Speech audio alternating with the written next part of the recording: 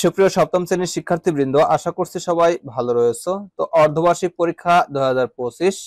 তো এই ভিডিওতে আমি প্রশ্নের সিলেবাস, প্রশ্নের প্যাটার্ন এবং নমুনা প্রশ্ন নিয়ে আলোচনা করব।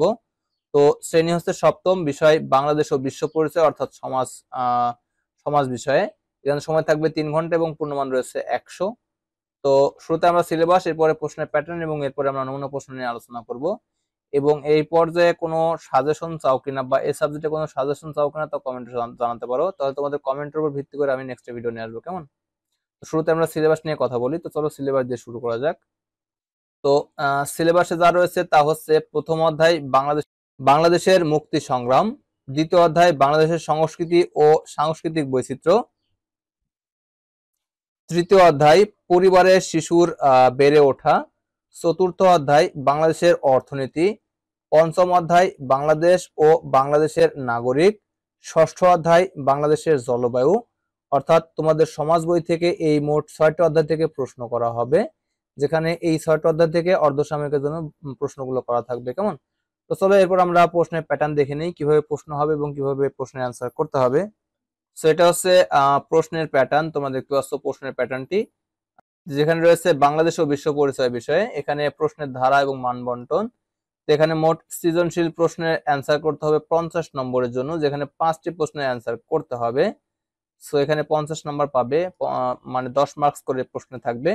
অর্থাৎ এখানে 8টি সৃজনশীল প্রশ্ন থাকবে, যেখান থেকে তোমাদের 5টি অ্যান্সার করতে হবে। এখানে 10 করে নাম্বার সহ 5টি অ্যান্সার করতে পারলে 50 নম্বর পাবে।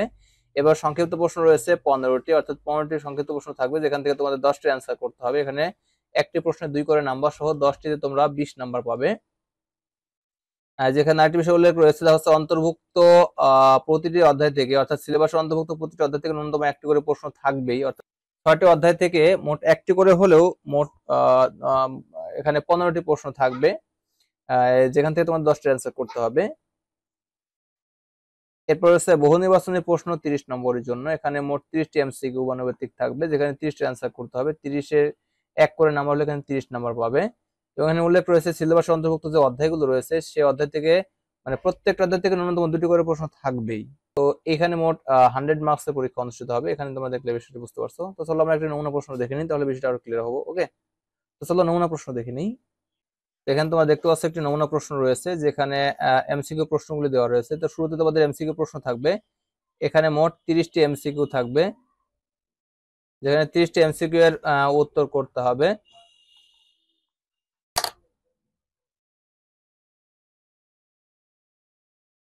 তো তোমরা এখানে দেখতে পাচ্ছ মোট 30টি এমসিকিউ রয়েছে। এই 30টি এমসিকিউ এর অ্যান্সার তোমাদের করতে হবে।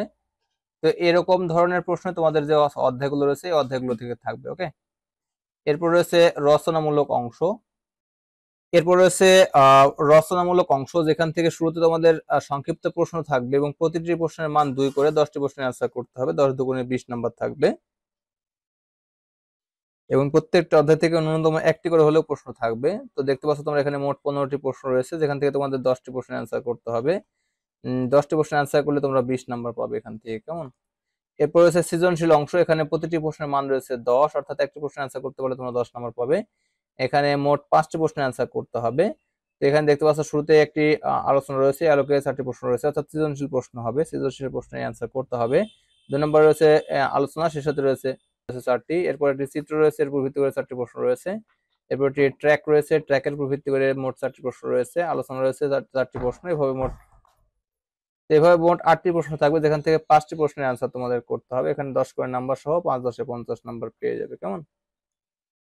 তো এই হচ্ছে সিলেবাস, প্রশ্নের প্যাটার্ন এবং নমুনা প্রশ্ন। আশা করছি বুঝতে পেরেছো।